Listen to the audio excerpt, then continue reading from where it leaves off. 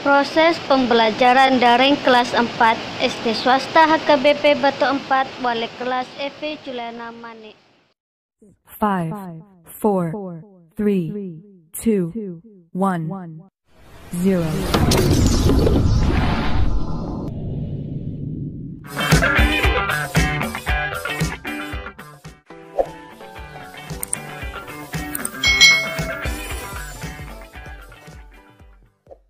Hari ini kita akan belajar bersama-sama untuk mata pelajaran tematik kelas 4, tema 3, peduli terhadap makhluk hidup, subtema 1, hewan dan tumbuhan di lingkungan rumahku, pembelajaran yang ketiga. Mari adik-adik yang hebat, kita belajar dengan penuh semangat. Lingkungan yang hijau berpengaruh terhadap kesehatan manusia. Hal ini disebabkan manusia menghirup oksigen yang dihasilkan oleh tumbuhan. Ayo kita bermain sambil berolahraga di lingkungan segar. Nah, di sini ada permainan olahraga tentang bola zigzag. Perlengkapan yang kita perlukan adalah 2 bola kecil.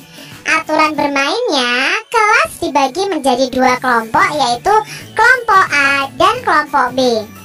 Setiap kelompok berbaris menghadap ke depan dan berhitung 1, 2, 3, 4, dan seterusnya. Kelompok A dan kelompok B itu saling berhadapan adik-adik. Perhatikan siapa anggota kelompok di depanmu yang memiliki angka 1, 2, 3, dan seterusnya. Mereka adalah timmu adik-adik. Anggota nomor 1, nah ini ya, di sini ada 2 tim, yaitu tim hijau dan tim merah.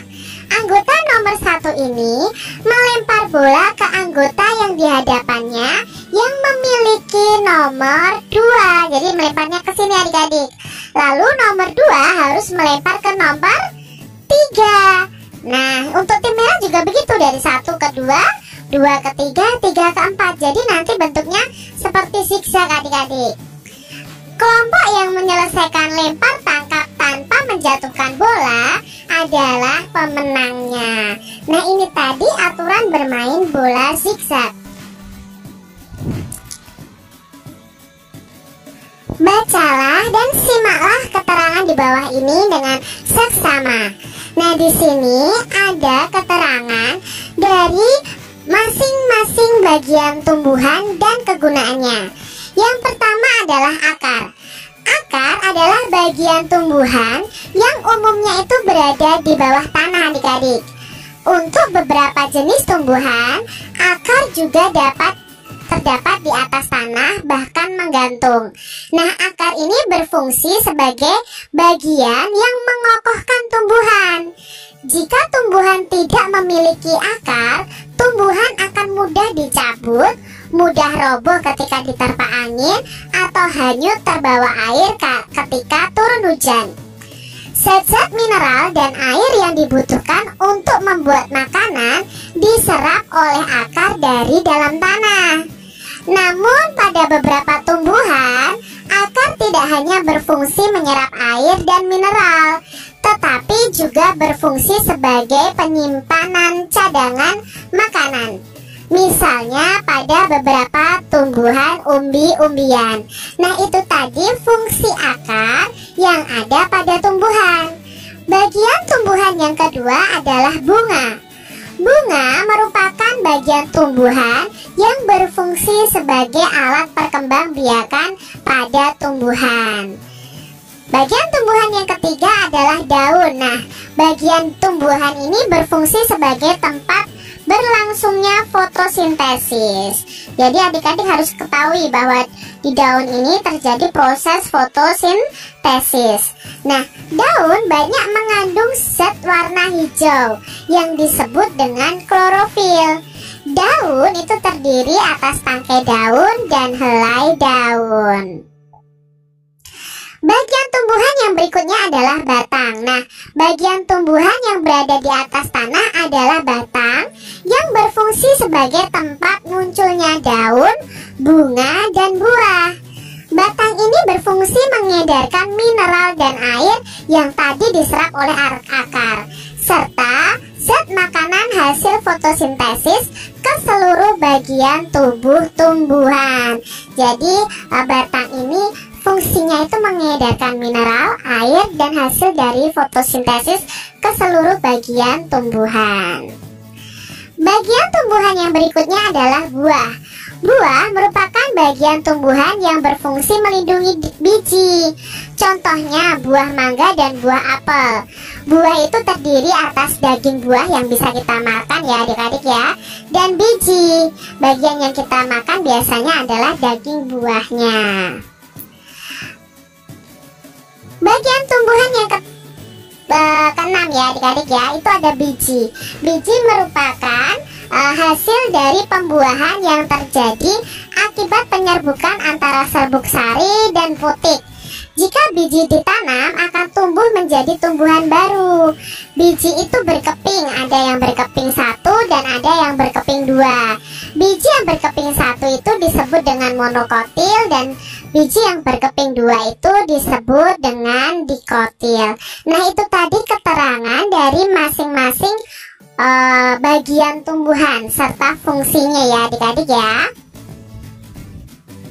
Tahukah adik-adik bahwa beberapa dari bagian tumbuhan tersebut berfungsi untuk membuat tumbuhan tersebut lestari dan terjaga keseimbangannya? Misalnya adalah biji. Mengapa ya biji ini berfungsi membuat tanaman lestari? Karena biji ini adalah cikal bakal bagi sebagian tumbuhan untuk terus bertahan sehingga tercipta keseimbangan dan kelestarian. Setiap tumbuhan itu memiliki bagian-bagian yang bermanfaat bagi makhluk hidup. Di antara tumbuhan tersebut ada yang memiliki bunga.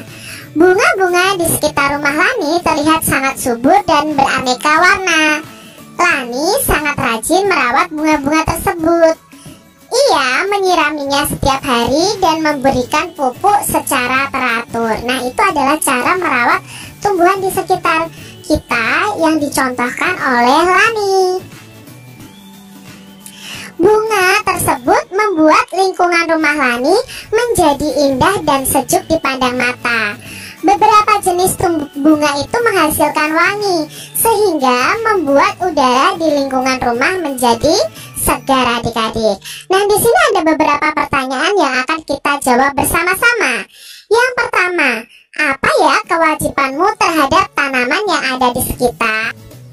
Lalu, manfaat apa yang bisa kamu peroleh dari bunga? Lalu pertanyaan berikutnya, apabila tanamanmu berbunga wangi, apa yang sebaiknya kamu lakukan? Nah adik-adik, kalau tanamannya berbunga wangi ya, wanginya sangat semerbak begitu ya. Nah, apa yang akan kalian lakukan? Memelihara tanaman adalah bagian dari kegiatan menjaga keseimbangan dan pelestarian sumber daya alam. Nah, di sini kalian bisa menanam tanaman dari tumbuhan yang berbunga maupun yang tidak. Itu kalian tanam di sekitar rumah kalian adik-adik. Nah, langkah-langkahnya seperti ini adik-adik. Pilihlah satu macam biji yang bisa kamu tanam. Bisa tomat, kacang hijau, cabai, atau lain sebagainya. Siapkan tanah dalam pot kecil, bisa kaleng bekas atau lainnya ya adik-adik ya. Masukkan biji ke dalam tanah kira-kira 3 cm. Siram tanah secukupnya dan simpan tanamanmu di depan kelas atau di dalam rumah kalian. Siramlah tanaman kamu itu setiap hari. Ini tadi adalah langkah-langkah menanam tumbuhan ya adik-adik ya. Bisa kalian praktekkan di rumah kalian masing-masing.